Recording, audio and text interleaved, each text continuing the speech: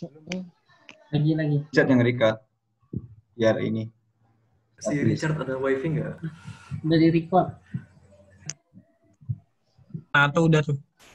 Nah, langsung mulai aja berarti ya. Langsung ya. Yuk. Assalamualaikum warahmatullahi wabarakatuh. Waalaikumsalam warahmatullahi wabarakatuh. Selamat malam semuanya, semoga sehat selalu dimanapun Anda berada. Pada kesempatan kali ini, kami dari kelompok 2 mata kuliah Jaringan Telekomunikasi kelas TT 4302 akan memberikan presentasi mengenai materi SS7 dan juga analisis Bershak. Sebelum kami memberikan presentasi, izinkanlah kami untuk memperkenalkan diri terlebih dahulu. Nama saya Nasrullah Panu Dewantara. Nama saya Putra Andika Kusuma. Nama saya Feriski Putra Alfasa.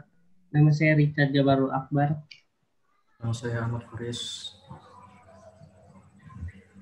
Oke, akan kami langsung mulai presentasi materinya. Untuk materi yang pertama akan dijelaskan oleh Saudara Andika. Kepada Saudara Andika, kami persilakan. Assalamualaikum warahmatullahi wabarakatuh.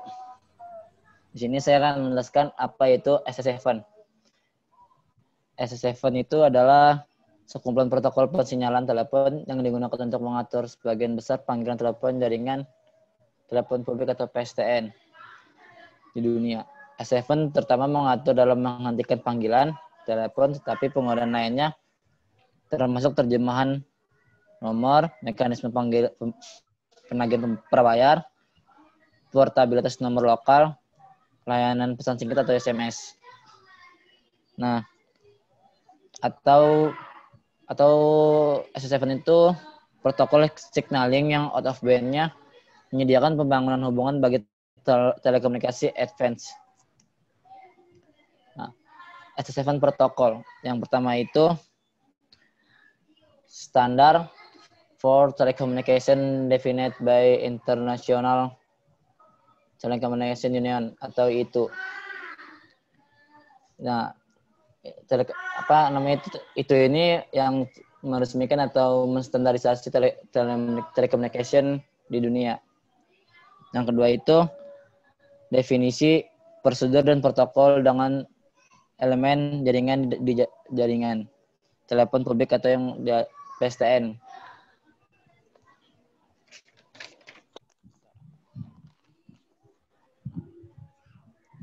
PSTN itu kalau selama kuliah itu kita tuh menganggap PSTN itu seperti telepon rumah. Nah, yang itu tuh selanjutnya itu exchange information over a digital signaling network to enable wireless and parallel call setup, routing and control. Nah, routing itu tugas itu untuk mengarahkan. Setelah mengarahkan itu kontrol juga itu bekerja untuk kapan untuk menarik pulsa atau kapan pulsa itu berhenti ditarik. Ya seperti kalau kita teleponan lewat telepon biasa itu, kalau kita lagi telepon itu pasti pulsa kita ketarik atau tiba-tiba pulsa kita habis. Nah, yang selanjutnya itu cara kerja SS7. Yang pertama itu basic call setup atau penyiapan pengelolaan dan pembongkaran panggilan dasar. Yang kedua itu SS7 juga udah wireless service. Yang ketiga itu sudah portabilitas nomor lokal atau LNP. Yang keempat itu toll free 888 and toll wireless 900 wireless itu tuh maksudnya itu udah layanan bebas pulsa seperti kita nelpon ke polisi atau ke kalau ke pemadam kebakaran. Yang kelima itu fitur panggilannya sudah disempurnakan seperti panggilan, tampilan nama, nomor pihak panggilan, dan panggilan 3 arah. Yang keenam itu telekomunikasi di seluruh dunia sudah efisien dan aman. Yang ketujuh itu SMS, short message service. Nah, di sini juga saya akan menjelaskan dengan signaling. Signaling itu segala everything in the telecommunication network is based on signaling call the connection teardown and wheeling, atau segala sesuatu di jaringan telekomunikasi didasarkan pada pesinyalan, penyiapan panggilan, koneksi, pembongkaran, dan penagihan. Nah, coba kita di gambarnya, digital exchange. Contohnya itu seperti saya ingin nelpon Richard yang ada di Karawang. Nah, digital exchange itu seperti sentral. Nah, saya kan di Jakarta, Richard di Karawang. Nah, sentral saya itu akan menghubungkan sentralnya Richard yang ada di Karawang.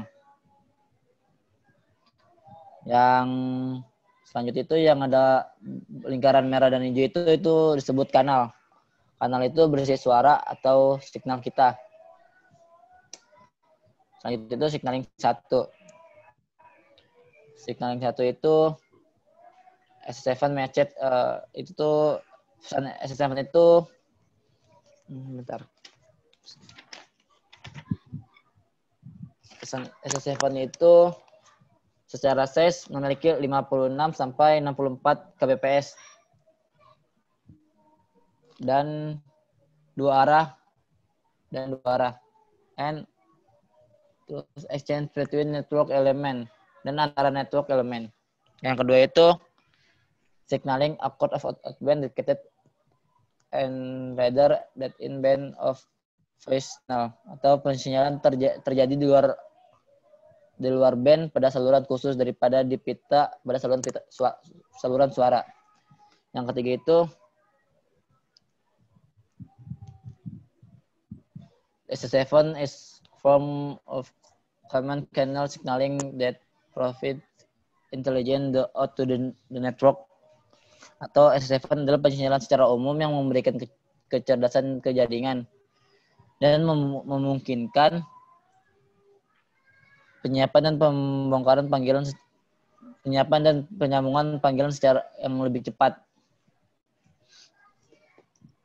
Yang signaling kedua itu compare to in-band signaling, out-of-band signaling profits. Yang pertama itu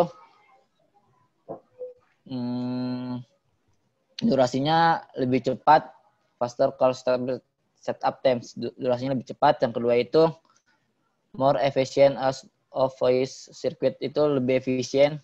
Yang ketiga itu sudah support intelligent network. Yang keempat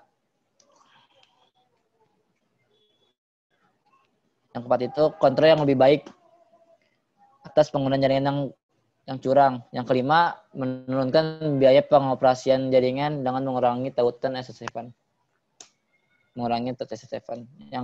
Selanjutnya saya akan menjelaskan dengan signaling modes. Nah, yang pertama itu associated signaling. Itu dia associated signaling ini, dia ini sudah punya jalur yang sudah dedicated. Yang kedua, non-associated signaling. Di sini tuh ada karena logik yang terpisah dan bisa connect karena multinode-nya. Yang ketiga, quasi-associated. Alamat unik. Nah, alamat unik itu Kan di sini saya juga akan menjelaskan signaling modes. Yang kedua itu non-associated signaling, yaitu ada logik yang terpisah dan bisa connect karena multinodes. Dan ketiga itu quasi-associated signaling. Digunakan seminimal mungkin, jadi tidak ada semua node digunakan. Jadi tidak semua node digunakan. Selanjutnya itu associated signaling. Dari yang sebelumnya kita sudah tahu associated signaling itu kalau dia sudah punya jalur yang sudah dedicated. Nah, associated signaling itu juga jenis pensinyalan ini yang secara langsung paralel dengan saluran suara terkait. Nah, associated signaling ini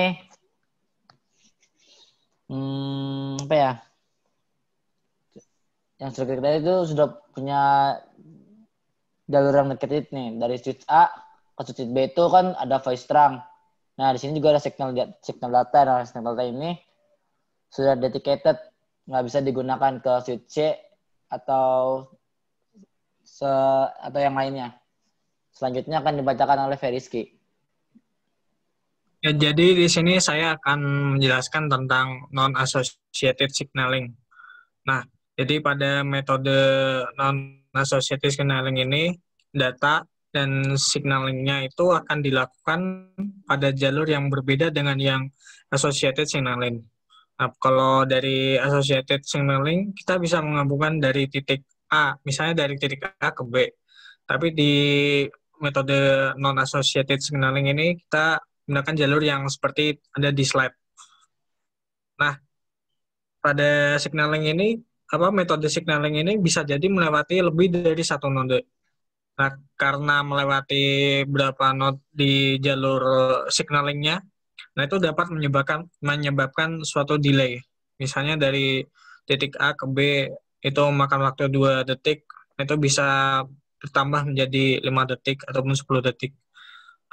Non-associated signaling ini kurang dianjurkan dalam jaringan SS7. Next. Lalu yang ketiga ada quasi-associated signaling. Nah, pada tipe signaling yang ini, node yang digunakan itu seminimal mungkin. Kayak misalnya cuma satu aja.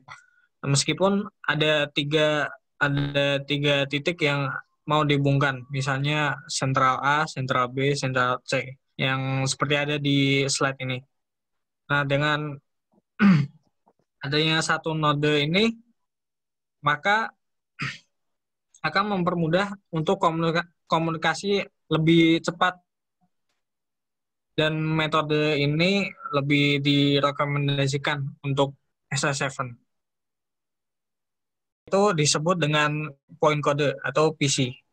Yang ketiga, SP sendiri memiliki kemampuan untuk membaca point kode dan menentukan jika sebuah pesan untuk node itu dan menentukan jika sebuah pesan untuk node dan merutekan SS7 ke signaling point yang lainnya. Lalu yang keempat, setiap signaling point di SS7 itu diidentifikasikan dengan numerik point kode. Lalu yang kelima, kode titik dibawa dalam pesan pensinyalan dan dipertukarkan antara titik pensinyalan untuk mengidentifikasi sumber dan tujuan dari setiap pesan. Lalu yang terakhir, setiap SP itu menggunakan routing table atau daftar rute untuk memilih jalur signaling yang sesuai dengan setiap pesannya. Lanjut. Ini signaling point yang kedua. Jadi ada 3 jenis signaling point. Yang pertama, SSP atau Service Switching Point or Signaling Switching Point. Lalu yang kedua ada STP, Signal Transfer Point. Yang terakhir ada SCP atau Service Control Point. Lanjut.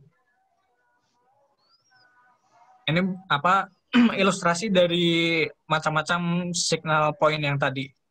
Yang kuning ada SSP, yang biru ada SCP, lalu yang hijau ada STP. Lanjut.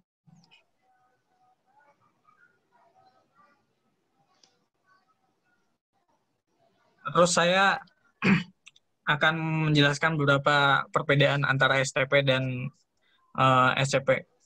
Nah, di SSP sendiri itu ini mengkonversi digit nomor yang dipanggil dari baris pelanggan ke pesan pensinyalan SS7. Lalu yang kedua, SSP ini mengatur, mengerjakan, dan menutup sirkuit suara yang diperlukan untuk melakukan panggilan. Jadi SSP ini yang membuka dan menutup dalam panggilan. Terus yang ketiga, SSP mengirim pesan menggunakan ISDN, user part, dan transaction capability application part protocol. Lalu yang keempat, singkatnya ini fungsi SSP adalah menggunakan global title untuk menentukan cara menghubungkan panggilan menggunakan tabel perutannya. Lanjut. Lalu STP. Dan STP ini adalah router atau gateway dalam jaringan SS7. Yang kedua, pesannya ini bukan berasal dari STP, dari SSP yang tadi. Lalu yang ketiga, STP mengalihkan pesan SS7 di antara titik sinyal. Keempat, jika SSP asal tidak mengetahui alamat SSP tujuan, nah STP harus menyediakan menggunakan Global Title Translation. Lalu yang kelima, gateway STP itu sendiri berfungsi sebagai antarmuka ke jaringan lain dan mereka dapat menyediakan konversi protokol. Lalu yang terakhir, STP juga menyediakan pengukuran lalu lintas dan penggunaan. Nah, jadi singkatnya STP ini adalah routernya atau dia yang merutekan signal ini. Yang selanjutnya akan dijelaskan oleh Richard.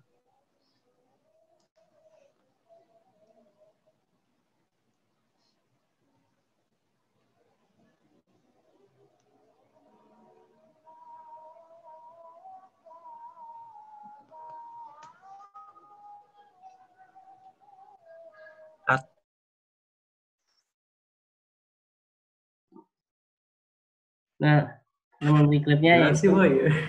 SCP, misalkan, yaitu Service Control Point.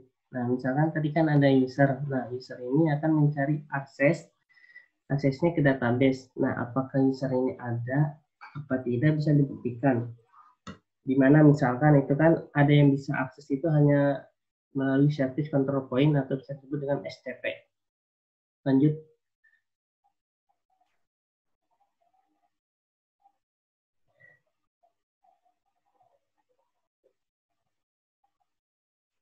Nah, lanjutnya itu ada 3. Semua sistem pensinyalan poin dihubungkan menggunakan biasanya pasangan tautan atau tipe-tipenya. Nah, jadi ada 3. Yang pertama itu ada service switching point. Yang kedua, sinyal transfer point atau bisa disebut sebagai router. Yang ketiga, SCP, service control point, untuk menghubungkan ke node-node tertentu ke database. Lanjut. Ada banyak tipe-tipenya dari A sampai E. Yang pertama itu ada tipe A. Prinsipnya yaitu tipe A itu link yang menghubungkan antara SCP dengan STP atau ada SSP connect-nya ke STP yang dinamakan dengan tipe A. Lanjut. Untuk tipe B, misalkan yang connect itu STP dengan STP, jadinya ke jaringan STP, itu disebut dengan tipe B. Lanjut, untuk tipe C, jadi rutenya itu udah ada dan nggak bisa dan tidak ada rute lainnya. Jadi itu bisa disebut dengan tipe C. Lanjut. Nah, persinyalan tipe D menghubungkan ke pasangan STP sekunder, lokal atau regional, ke pasangan STP primer, misalnya ke gateway antar jaringan yang konfigurasi quad link STP sekunder dalam jaringan yang sama dihubungkan melalui quad link. Lanjut. Untuk sinyal tipe D ini seluler regional pair dihubungkan saling berhubungan dari seluler metro pair, LNC pair, ISC pair ke jaringan STP. Selanjutnya akan dibahas oleh Nasrullah Pandu. Oke, terima kasih. Untuk materi selanjutnya akan saya jelaskan, yaitu mengenai SS7 signaling tipe E. Pada tipe ini, fungsinya untuk menghubungkan SSP ke STP alternatif dan juga memberikan jalur pensinyalan alternatif jika STP rumah SSP tidak dapat dijangkau melalui tautan A. Next. Kemudian selanjutnya adalah SS7 signaling tipe F. Pada tipe F ini menghubungkan 2 titik akhir pensinyalan, yaitu SSP dan juga SIP. Kemudian pada tipe F biasanya tidak digunakan dalam jaringan dengan STP. Karena tidak digunakan dalam jaringan dengan STP, maka tautan F ini langsung menghubungkan titik sinyalnya. Next. Selanjutnya adalah SS7 protocol layer. Protokol SS7 ini dirancang untuk memfasilitasi fungsi-fungsi dalam jaringan dan untuk memelihara jaringan yang menyediakannya. Ya, seperti kita tahu ada juga OSI layer, nanti akan kita bahas di slide selanjutnya. Next. Nah, pada gambar ini terdapat layer OSI model dan juga SS7 signaling stack. Terdapat perbedaan apabila di OSI model dimulai dari physical layer sampai jadi pada OSI model terdapat 7 layer, tapi pada SS7 hanya terdapat beberapa layer saja. Dan setiap layernya memiliki levelnya seperti MTP layer level 1, MTP layer level 2, dan juga seterusnya. Next. Yang pertama, physical layer MTP level 1. Pada MTP layer level 1 ini memiliki fungsi untuk merubah elektrik menjadi digital. Fungsinya seperti itu. Kemudian next. Yang kedua, data link layer MTP. Data link layer MTP ini berada pada layer 2 atau lapisan 2 yang berfungsi untuk menyediakan fungsionalitas lapisan pada tautan. Selain itu, juga memastikan bahwa dua titik akhir dari tautan persinyalan dapat dengan andal bertukar pesan persinyalan. Selain itu, pada data link layer MTP ini juga memiliki fungsi untuk memeriksa kesalahan atau error checking, kontrol aliran, dan juga pemeriksaan urutan. Namun pada layer ini tidak terdapat recovery checking. Selanjutnya adalah network layer MTP.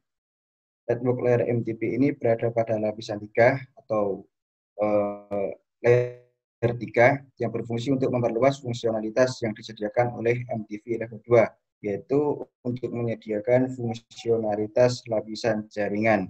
Pada network layer MTP juga yang memiliki fungsi untuk memastikan bahwa pesan yang dikirim sampai ke signaling point.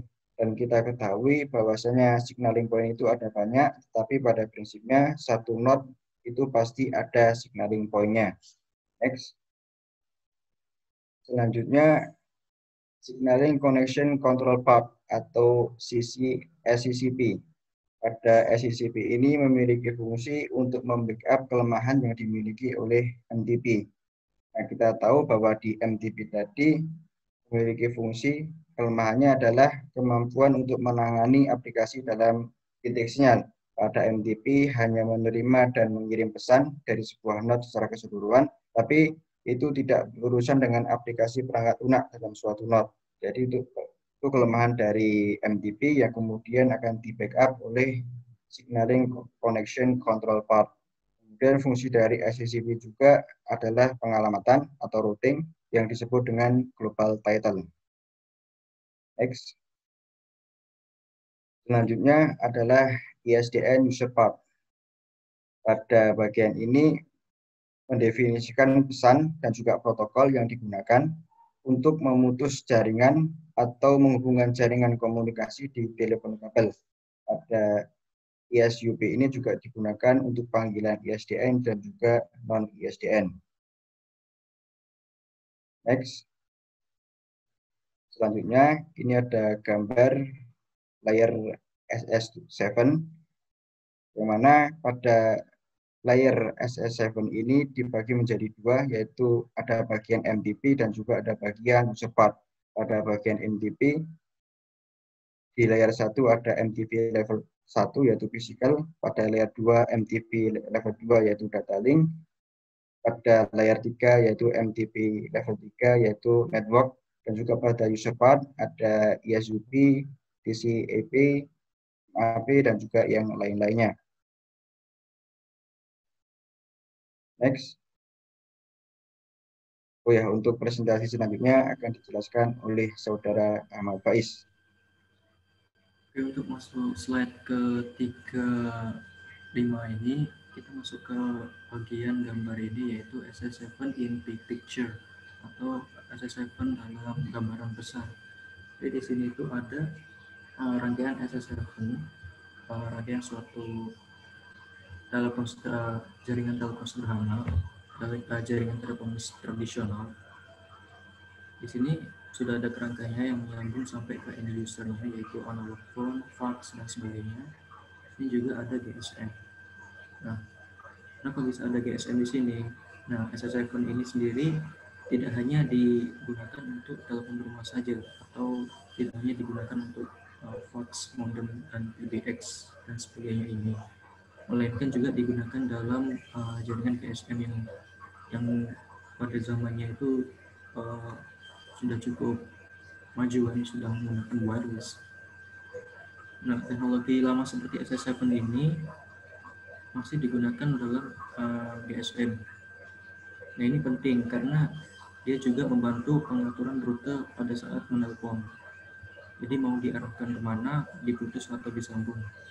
Nah, sebagai contoh di sini ada si A dengan nomor 081 sekian menelpon si B dengan nomor 087 sekian. Nah, kedua orang ini terhubung. Nah, pertanyaannya di sini adalah kok bisa tahu keberadaan bisa menelpon dan tersambung ke si B? Nah, jawabannya adalah karena ada sistem SS7 ini, sistem SS7 sendiri ini. Nah, jadi di sini SS7 ini yang membantu untuk berkomunikasi antara database seluler, yang di sini bisa ditunjukkan dengan MSC ini, yaitu database seluler ke SSP atau ke jaringan SS7-nya.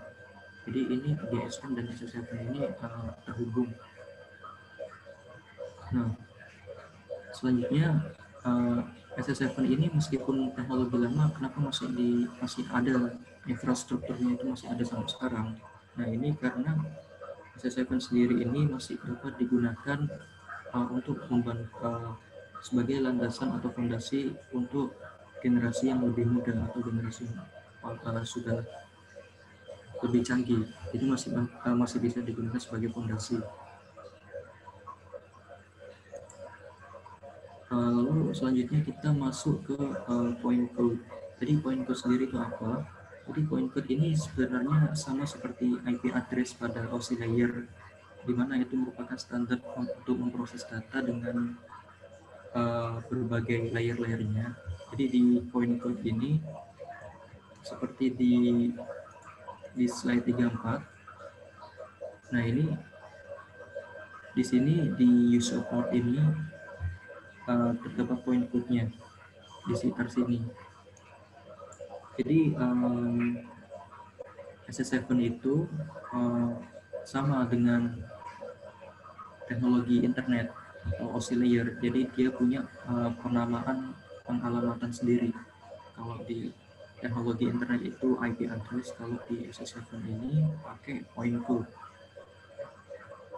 Jadi di sini ada penjelasannya. Maksudnya ini mirip IP address dan sebagainya. Used in MCP layer 3 to identify dan sebagainya. Di sini kalau di IP address itu ada tujuan dan asal. Nah, kalau di sini itu istilahnya ada OPC, yaitu daerah asal point code, dan juga DPC, yaitu daerah tujuannya. Nah, selanjutnya kita masuk ke penjelasan mengenai ini SS7 ini dalam Wireshark.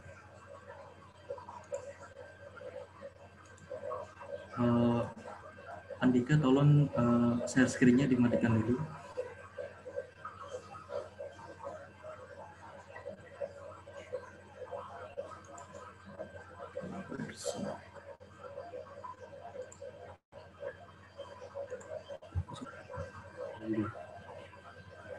Halo.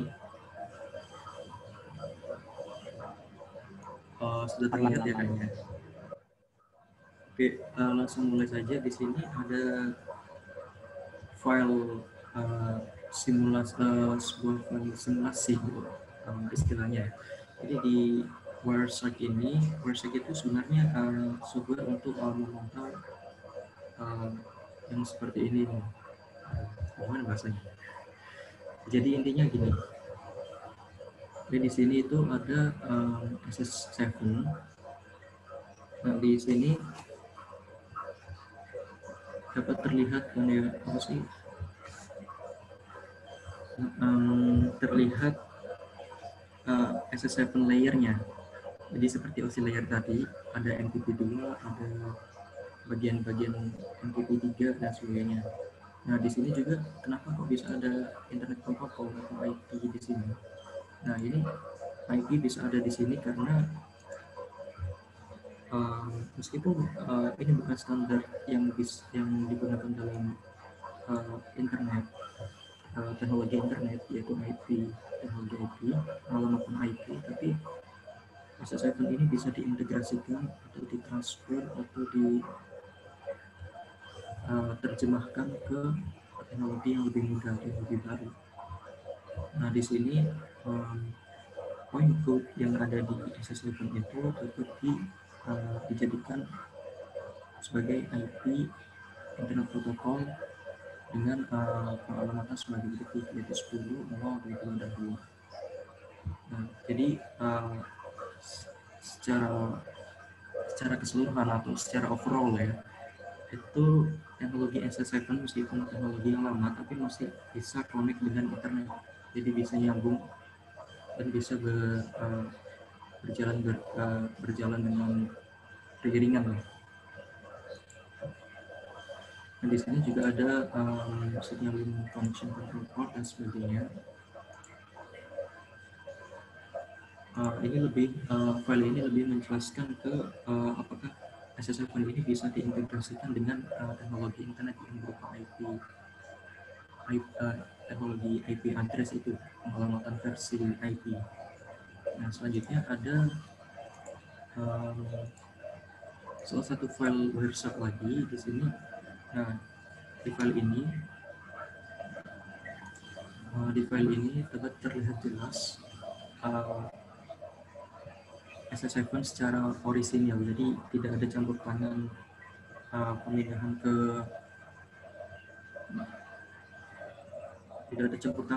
ke internet protokol atau teknologi internet. Jadi di sini dapat dijelaskan, jadi di sini ada OSI layer untuk SS7, bukan OSI layer, layer untuk OSI SS7. Nah, di sini ada ANSI mobile application port. Di sini ada history dari telepon seperti mobile identification number. Di sini ada nomornya untuk identifikasi. Di sini ada juga serial numbernya ketika melakukan suatu telepon telepon dan sebagainya. Billing ID, ketika akan membayar itu billing ID-nya berapa, itu semuanya terrekap di sini. Jadi teknologi telepon lama itu memiliki sistem yang seperti ini. Jadi SS7 ini dapat merekap hasil telepon itu. Di sini juga ada berbagai rekapan ya, untuk membantu mempermudah menganalisa jaringan telepon. Di sini juga ada komponen lainnya. Nah, di sini ada SCCP yang seperti tadi dijelaskan. Ada pesannya, ada tipe apa gitu. Di sini ada unit data di sini. Terus selanjutnya ada MTP yang level 3, ini masuk ke layer-layer di SS7 tadi. MTP 3 di mana di sini ada informasi mengenai MTP 3 tadi, yaitu bagian jaringan. Dan di sini jelaskan juga DPC dan OPC-nya. Jadi destination, tujuannya ada di tujuan di alamat berapa. Di sini ada 9444. Di sini juga ada OPC atau alamat asalnya, originating point code. Di sini ada 9283. Selanjutnya ada MTP di level kedua tadi. Level kedua tadi itu ada data link. Di sini sudah dijelaskan juga beberapa opsi-opsi dan indikatornya. Nah, di sini juga ada frame-nya berapa, bytes-nya berapa, dan sebagainya. Oke. Setelah analisis website ini, slide sudah selesai, maka dapat kita akhiri. Sekian presentasi dari kami. Wassalamualaikum warahmatullahi wabarakatuh.